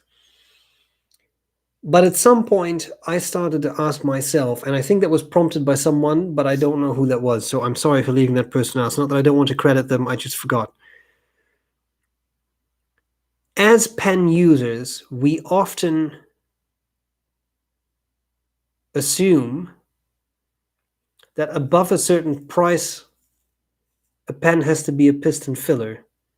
But then I started to ask myself, and again, that was spurred by someone, but why? Why does it have to be a piston filler at that price? There are advantages of piston fillers, let's be fair. Often the volume of ink that such a pen can hold is a bit larger than a converter. But that also depends on the piston filler. Even a Montblanc 149, I measured it once and I can't come up with the right number from the top of my head. It's not as much as you would think. I want to say that was something like 1.2 milliliters of ink. And a converter is about 0.7, 0.8.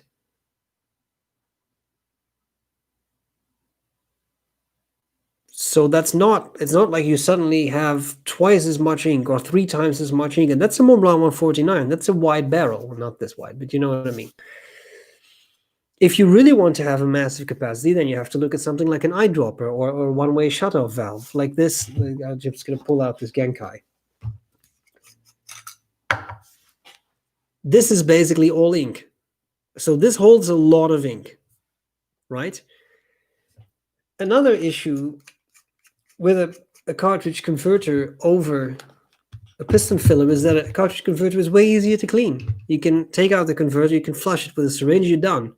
I mean, you have to clean the nib, but you know what I mean? Like it's much easier. With a piston filler, you can't always disassemble it.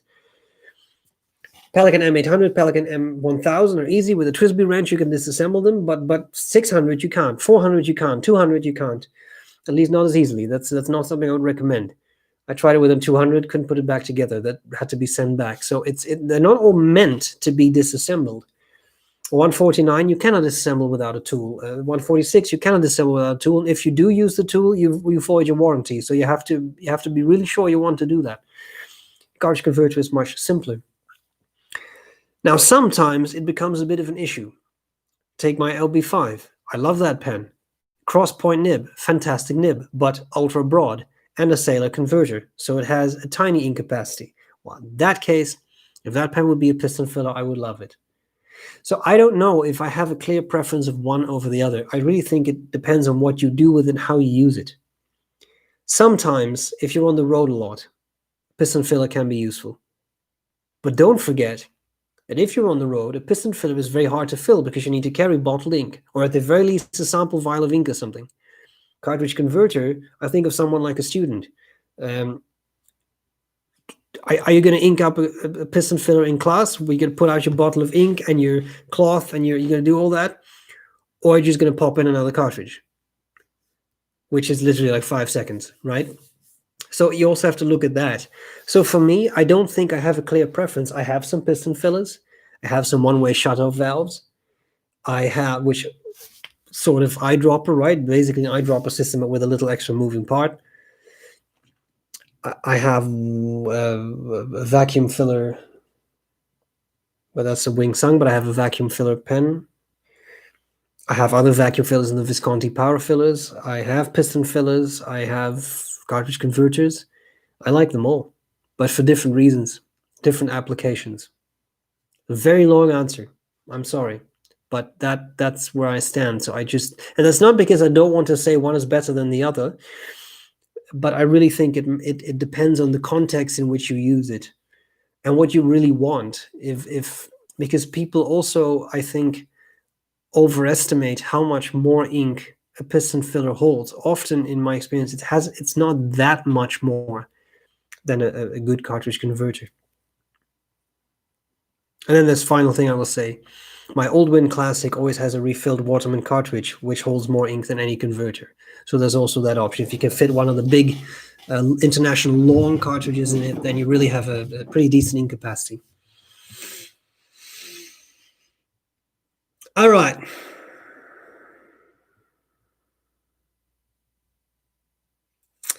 This is interesting. Katja and Chiara, they say, Katja says, I was more disappointed. I think we're talking about the SBREBROWN inks. I was more disappointed about the ink in the bottles, a very ordinary turquoise, same as much cheaper turquoises in the market, and a very light green. And Chiara says, so much for them being supposedly the same formula as Omas's. Did you ever try Omas inks? Well, I have, but I haven't used SBREBROWN, so I can't comment on it, but that's interesting. I'm going to have to check out the SBREBROWN inks. Do you buy loose leaf tea? I think I answered that just now, but yes, I do. Yes. My favorite is Assam. I have a thing for Assam. All kinds of Assam. I do like Assam. Where can you buy SBREBROWN ink? You can find it in a lot of places. PW Akkerman in The Hague, vulpennen.nl. I'm pretty sure there is a link on my Instagram profile. They do worldwide shipping. Shipping for one bottle is more expensive than the bottle, but this is the issue with international shipping of glassware that's heavy. That's how it is. You could, of course, make it more economical by throwing in a bottle of Gourmet Pens Pink. Just saying. And there's many others that I love there too. There are other options as well. Van Ness carries it in the US. Lemur Inc. carries it. Lay Wines in Toronto carries it. It's not to say they all have it in stock, but that's where you can get it. Hello from Italy. Question for you. When you say that you modify a nib in order to become wetter, there are things other than separate the tines or looking at the feeder alignment that you do? No, usually it's that. With much care, because if you can open up the tines a lot, but if they get lifted off the feed, then you have a problem and it won't flow anymore. That's pretty much it. Make sure the nib and the feeder align well, and open up the tines a little bit if you want it wetter, but a little bit. You don't need much, a little bit. And if you don't want to take the risk, then do send it to a nibmeister, because those people can do this kind of stuff, the basic stuff like making nib wetter, not grinding. They can do it with their eyes closed. And then you know that you really don't run any risk if it's a prize pen that you don't want to mess up. That's what I would say. All right. Have you had problems with Appelboom customer service? I have not. No.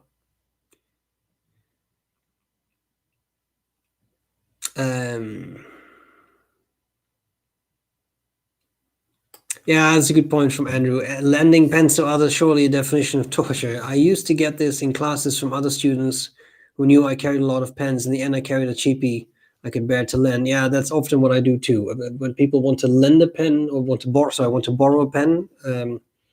Here's a good example. In Dutch, we don't separate lending and borrow. We have the same word for both things, which doesn't make sense, but it's the way it is. So sometimes in English, I confuse the two. When it comes to people wanting to borrow a pen, they don't get my pens. Depending on what I have with me that day, they may be able to touch them. It also depends on the person. If it's a fountain pen person, it's no issue. But if it's not a fountain pen user, then either they get a lot of explanation along with it, or they just get a ballpoint pen that I happen to carry around. Because it has happened, even at a pen meet. I remember in Calgary, a pen club, at some point, someone had two OMAS nibs bent because an inexperienced user, the pens were passed around, an inexperienced user just sprang both. So even within a pen club, I get to know the people first. You have to learn, but I mean, springing $1,000 nib is a bit of an issue. So there are those issues. That took a turn for the worse, didn't it? Has anyone thought to create a pen library somewhere where I could check out a pen for a month or two to test them all on nib? Yes.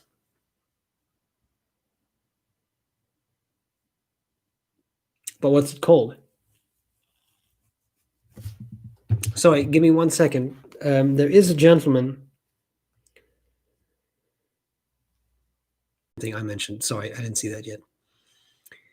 Is it not traditional in Japan to use urushi lacquer over brass or hardwood barrels? What is this business of using urushi over ebonite? Won't that be less durable? Well, I haven't made a study of it. I have no reason to assume that urushi over ebonite would be less durable than urushi over brass or hardwood. It's a lacquer, multiple layers, that is applied to a certain material. So I don't necessarily know why it would be less durable on one versus the other. I do own a couple of urushi pens. I have not seen any deterioration, even though all of them are ebonite. Yeah. Thoughts on using food coloring as ink? I don't have the need because I tend to use fountain pen ink in fountain pens. But having said that, there are people who do it. And I don't know how successful it is because, again, I don't do it, but you could. I would imagine that you would have to clean your pen very well to make sure that you do not clog the feed. It's a food dye. Given that it is for food, you would expect it to not be toxic or do anything to melt down a feed. But then again, a plastic or ebonite feed is not your stomach. So again, I don't really see the need because my thought is always, why not use a fountain pen ink in a fountain pen? But I suppose, I see the appeal of the creative stuff in it. So it is something you could try, and some people do, but I don't. But you could. Thoughts on Parker bringing back the 51? Yeah, it makes sense. It's one of the successful models. It's not always been my favorite, for sure, but that's my opinion. I see the point of them doing that. I think it's an interesting approach. It's bringing back a classic that people I think would like to see. Just plugging in here, sorry. So yeah, why not? Faber-Castell or Diplomat steel nibs, if you absolutely had to choose one or the other, which would be and why, I really don't know. I think both of those are very smooth steel nibs. I cannot say that one clearly outperforms the other. Having used more Faber-Castell steel nibs, I'd probably lean towards that, but I think both are very good and smooth nibs. I do find the Faber-Castell nibs to be exceptionally smooth, though. But Diplomat is very, very good as well. And they also do really nice steel nibs, so... Do you still happen to sell the Brown Protector and the Brown Grip? Yes, I do. They are still on the website, and I still do. Thanks for your review on the Toronto Pen Company Altered Pilot Parallels Best Drawing Pen Ever. Excellent. Glad you enjoyed that. Have you ever read Gödel, Escher, Bach by Hofstadter? No, I have not. But it sounds fascinating. So I shall look into it. If you had $2,000 to spend on any non-essential item, what would it be and why? Yeah, I don't know. I will say that a fancy pen comes to mind, but I don't have an incredibly clear idea of what, just from the top of my head. But probably. What is your preferred method for starting up a fountain pen again after it is dried in a little bit because of too little use? Let's say after 2 weeks. Well, this is a reason I don't have too many pens inked up at the same time, so that they don't dry out, because I use them all. I try to use them all. But if this happens, sometimes there's one of two things. Sometimes if you have a system that allows you to push a bit of ink into the feed, so a cartridge converter or a piston filler, just forcing a bit of ink into the feed can help. Theoretically, you could lick it.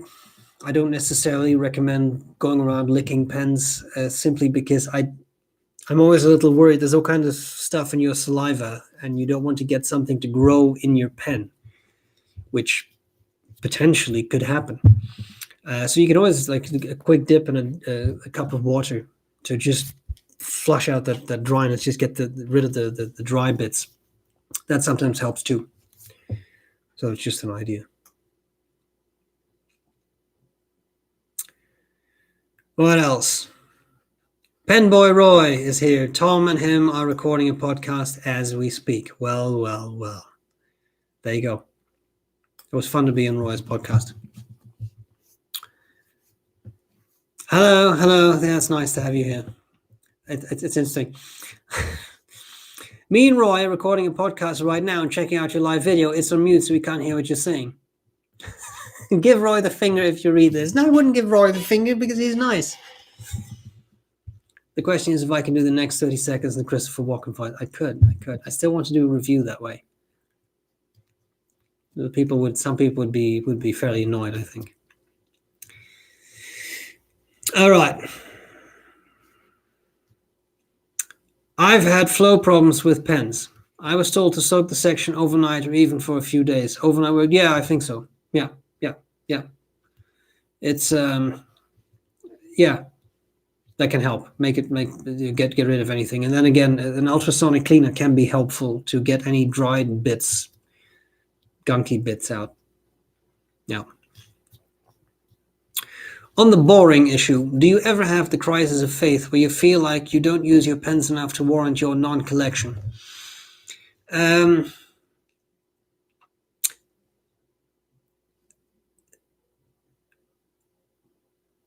Sometimes, but not a lot. Again, because I try to keep the number of pens I own to a reasonable number. They would all fit in a 40-pen case right now. That makes me happy. I don't want to have dozens and dozens of pens, so that facilitates the issue a little bit because I don't have to worry about not using something. I also really do use a pen every day for whatever is required, whatever I need to write, whether it's work notes or a bit of journaling or something along those lines. So I do actually use a pen every day, and that, in light of that, I don't really get the feeling that I don't use what I have enough, which I think is yeah. So I don't really have the issue. I don't really get that feeling. Yes or no. Favorite filling system? Well, I think we've kind of covered that, but that was earlier on. So not really. Yeah, no, not really. Your recent Light in the Darkness episode, interesting discussion of Descartes' learning by experience. Remembered this. So remembered while this may have been how he saw things, but he did go to school to be a lawyer. Yes, he did. I do think it's an interesting viewpoint to try and learn things that way. Yeah.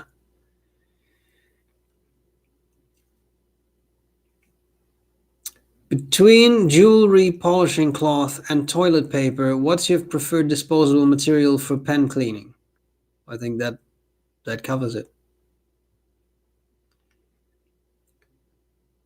Anyone else notice burnt tire smell in ebonite pens? Well, it is hard rubber, so that is not a it's not an unreasonable thought. Yeah, exactly, Martin. Isn't ebonite technically similar to burnt rubber?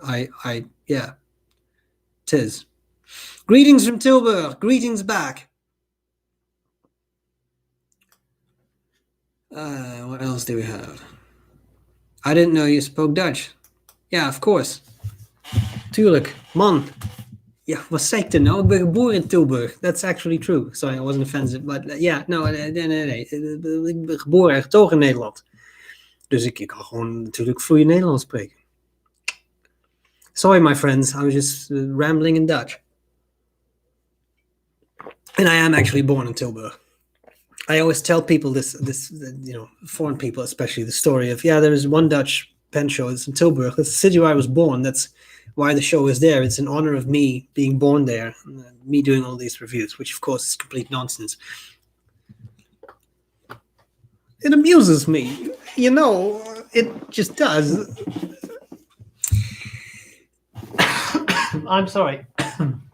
You just move away from the camera. All right.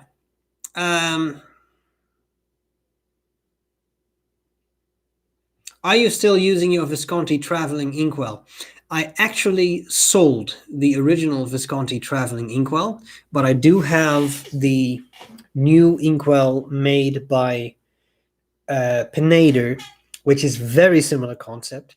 What I like a little bit better about the Penader inkwell, in my mind, that's the latest bit in evolution of the inkwell, is that it's smaller.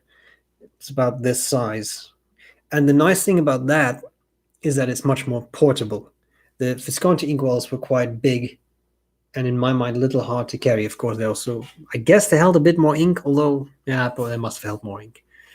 But I like it, and you can adjust the neck of the pennator, which you couldn't really do in the Visconti things. They just had a tapered neck, spout, not a spout, neck, I think. So I like the pennator thing a lot, and I do use that. It works well so I use that with the Opera Master, for example, because it's a power filler, and I always have SBREBROWN in that pennator thing, and then that upside down, that does give a pretty good fill. Not a full fill, but pretty good fill.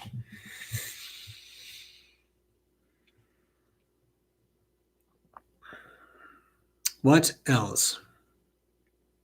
What is your take on cursive italic grinds, and why almost no pen manufacturer offers this as a factory standard nib? It seems like they're very popular, more people enjoy them. I think they are popular. I do not own any, but I see their point, and I think that pen companies do not use them, do not offer them much, is that these things are kind of loved by fountain pen real users, like the people in this audience, like people who really use, who really love pens, as opposed to people who own one pen and it's just a fountain pen, and they don't really know what nib it is. They just bought it in the shop because that's what they want. So I think those kinds of people make up a significant proportion of the fountain pen market. I could be wrong because I haven't studied this, but the casual users, and I think a casual user would not appreciate a cursive italic nib. I think that's a more specialized application. And if you look at the number of companies that have discontinued specialty nibs, like stubs, like italics, like obliques, I think this is just too specialized. And I think that people don't buy that on a large enough scale to make it profitable for companies. That's just off the top of my dome, though. But that's what I would say. Why don't pistons burp like eyedroppers? Well, there's always this discussion. I remember it's a discussion. I know I've not had it recently, but people commented on that. So the idea being eyedropper, large capacity, bubble of air. As that bubble grows larger and you write, heat from your hand makes that air expand on the inside, and ink gets pushed out. But then indeed, that doesn't typically happen with a piston filler. Is it because the total capacity is smaller and there is a smaller air bubble? I don't know. It is an interesting question, and there are also people who doubt that theory about air expanding in an eyedropper, and they think that it's not the way it is, or that that's not true, and that it doesn't. I have experienced it with eyedroppers, but I haven't verified if it's the heat. It would be really interesting to do an experiment where you had some sort of device that could warm a pen that's almost empty and really warm it up and see what happens if ink really comes out. But I clearly haven't done that experiment. How often do you use SBREBROWN ink? Quite a lot, I would say. Have you tried oolong tea? Yes, I have. And I like it. I like oolong. Again, Assam is my go-to. I really like that. My question is, how do you feel when people comment on educational YouTube videos by saying things like, "You are way better than my university lecturer. I thought you would have a unique perspective doing both YouTube and formal education"? Yeah, it's interesting. I think what it comes down to is that there are better instructors and not so good instructors, and people who can make good YouTube videos, people who cannot make such good YouTube videos. And this is not some sort of value judgment, but it's just a matter of teaching is a skill, and some things are very hard to teach, and other things are easier to teach. But some people have a gift to break down really complicated things. There are really good YouTube channels, for example, on mathematics, and because I teach statistics as one of the courses I teach, I sometimes refer students to that, because there's very good channels that also cover statistics, like what's a t-test or what's the analysis of variance. They don't have to get into the nitty-gritty of that, but like specific tests they have to learn. And there are people on YouTube who do a fantastic job at breaking down all the concepts related to a statistical test like that. And YouTube is a different medium than a classroom. So that comes into play as well. So how well can you break these things down? A video is different from standing in front of a classroom and doing a slideshow where maybe sometimes, I'm not saying this is always the case, but maybe 70% of the students are zoned out. That can happen, right? Whereas a YouTube video, you're probably watching and you would think that someone would really be paying attention. For the record, I'm not saying 70% of students zone out all the time, but you know what I mean? Like, that's a different situation as well. I think the final factor that is very important and that you shouldn't underestimate is different people have different teaching styles. Some people have, let's say, talk about a college setting. Some people have a style where they have PowerPoint presentations with all the possible bells and whistles and all the sounds and the movie clips and everything. Other people teach by sitting in, this is really, like, really polarizing things a bit now, but some people teach by sitting in the corner of a desk and they tell a story for whatever it is, 80 minutes to 120 minutes, 3 hours, etc. And both of those things and everything in between can be incredibly effective, but effective for different people. And unfortunately, I've been teaching since 2008 now in different areas of my field of psychology. But what you find out when you teach, and this is going to sound really obvious, but is that there is no one teaching style that works for everyone. And that can be complicated. So sometimes you get students who have been taught something by an instructor and they just simply cannot comprehend it when it is explained by that instructor. Sometimes I've been in a situation with statistics where I was trying to explain a concept to one student. I did it in the class, and then she was working on it herself. And she could not understand it. And I tried again, and we were both getting frustrated, not angry with each other, but frustrated because she was really trying to understand. I was really trying to explain it, and we just were not communicating, which is not clicking. And then another student who was sitting next to her said, "No, but really what he's saying is just this and this." And then she was like, "Oh, that's it." And then it clicked.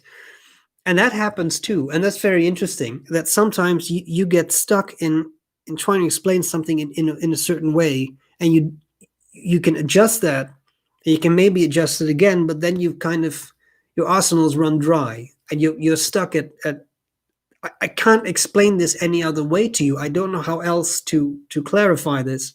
And then someone else can come in and they make it clear in one go. So I don't think it is, I'm not saying that was your question, but I don't think it's offensive or something when someone posts it, because I see it a lot on YouTube, especially when you look at statistical videos or complicated physics or chemistry stuff. You see a lot of these comments, you make it so much clearer than my instructor. And that could be the instructor's fault. It could be that that instructor is not a very good teacher. Final thing I will say about this before we derail too much. Also, don't forget that in a lot of university settings, researchers have to teach. In a college setting, it's typically you're a teacher and you do a bit of research. But sometimes with researchers who have to teach, teaching is not really what they're passionate about. They just want to do research. And that can lead to instruction that is suboptimal. Not necessarily the fault of the instructor, the professor, but they weren't trained to teach. They were trained to do research. The same thing at the college, by the way. But typically the instructors who end up at a college really want to teach. And that can make it a bit different too. Really long answer. I'm sorry. But I hope that gives you insight in what you're interested about. All right. SBREBROWN is neat. And the Ackerman bottle was a revelation. I'll use empty ones for other things for sure. That's another nice thing about those bottles. Yeah, you can recycle them. Yeah, I like that. And thank you. I appreciate it. I'm glad you like the ink. Faber-Castell, Emotion versus Diplomat, Aero. Nib Performance, is there a clear winner? I think we kind of went into that. I don't know. They're both very nice. Yeah. Hello, Fountain Pen Memes. I continue to appreciate your work and have fun with it. Thank you. It always makes me smile. Over scroll again. I have about 10 minutes, people. What else? What would you recommend as the big version of the 3776? That's hard. I mean, there's the Pilot. No, is it Platinum? Sorry. Century. No, Century, no. President, sorry. That's a bit bigger. But it's not exactly the same pen. Katja, this is a brilliant idea. Maybe you can put the retailers of Ackerman inks on your website so you don't have to go through this every week. Good point. Point taken. Yeah. It is. I'm pretty sure it's on Instagram, but yeah, I'll put it on the website too. Yeah.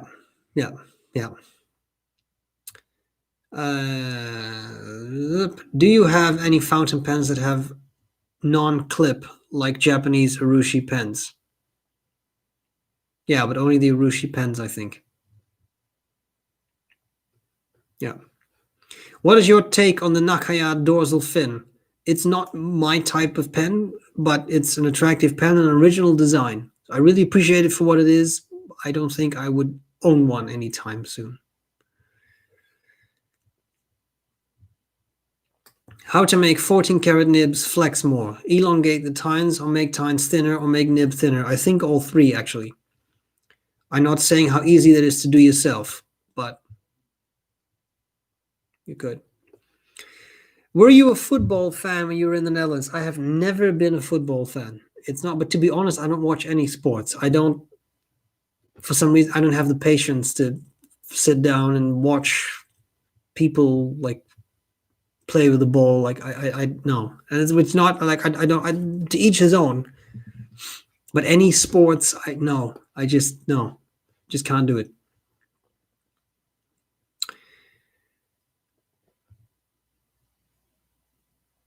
Have you ever tried pens like the Casa Batilio? No, I have not. To be honest, I haven't even heard of them, so I'd have to look up this brand. Where do you get ultrasonic cleaners? Are they expensive? No, you can have one for about $30, I think. I got mine on Amazon recently, and it was inexpensive, and it works absolutely fine.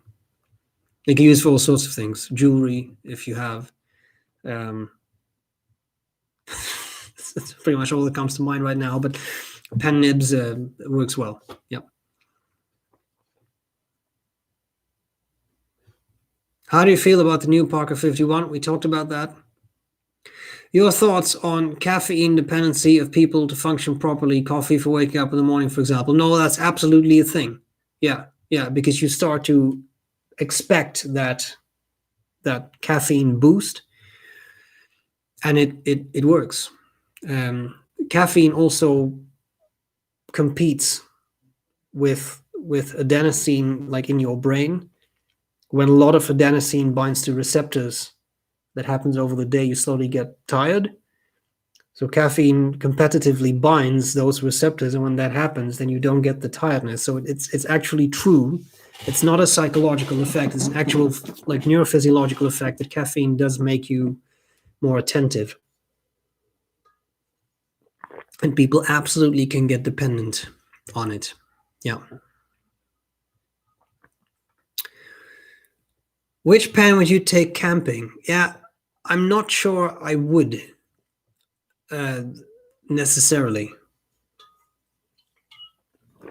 If I would, it would probably not be a fountain pen. It would probably be something like this, because I really like it. I've shown this a number of times, but the min-inch pen also has a pair of scissors in there, so it's actually useful when you go camping. I probably wouldn't bring a fountain pen. Do you carry a knife every day? I vaguely remember you do, but things change.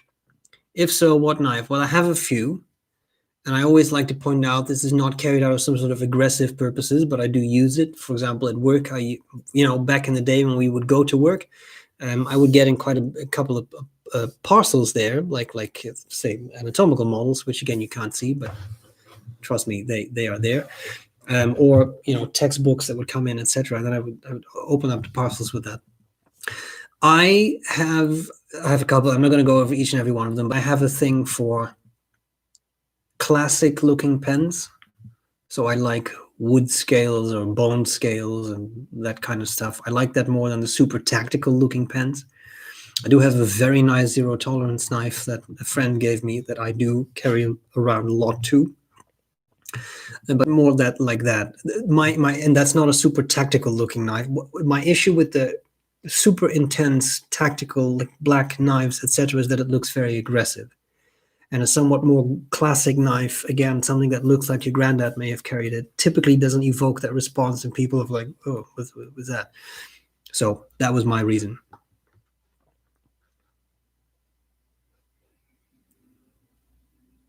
What else do we have?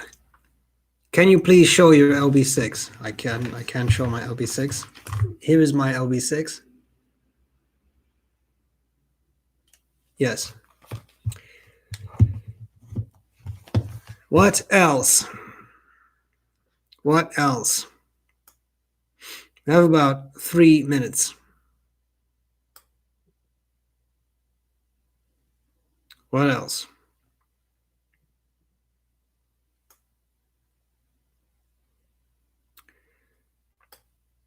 Oh.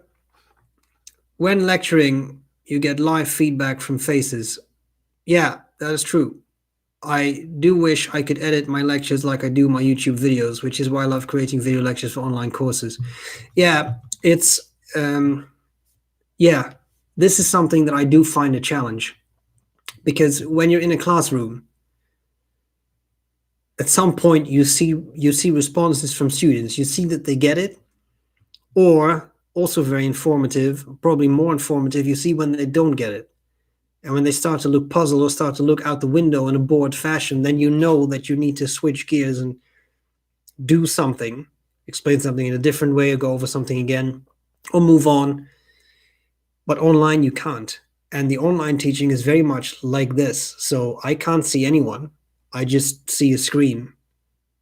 And I talk to a device and a camera. So I won't say cam because I won't say webcam. That's a problem. And it's just the way it is. Like there's nothing we can do about it right now. But yeah, that lack of feedback, that is a problem, and it is something that you do have to deal with. And we have also done online. We typically do some courses online, so it's not that this is all a COVID thing. But I've always found that a challenge in online teaching. All right, 1 hour 58 minutes 36 seconds. So I think approaching the 2 hour mark, we should call it a day. Thank you all for being here. I always really appreciate it. I always enjoy hanging out. I always enjoy answering questions. I do my best to answer as many as I can. We can't get through everything, but keep your questions for next time. What else did I want to say? I wish you all a very good week. Have fun. Stay safe. And the final thing, as always, for those people who ask themselves, what can I do to support SBREBROWN? Because I want to support SBREBROWN. Don't forget that I have patreon.com/SBREBROWN, where you could support me. You don't have to, but if you want to do something, that's something you could always try. I am very appreciative of my patrons, of course, as I'm appreciative of all my viewers. But the patrons always do something, which is a lot of fun and very nice and very sweet and very kind of them. So there you have it. I hope you all had a good time.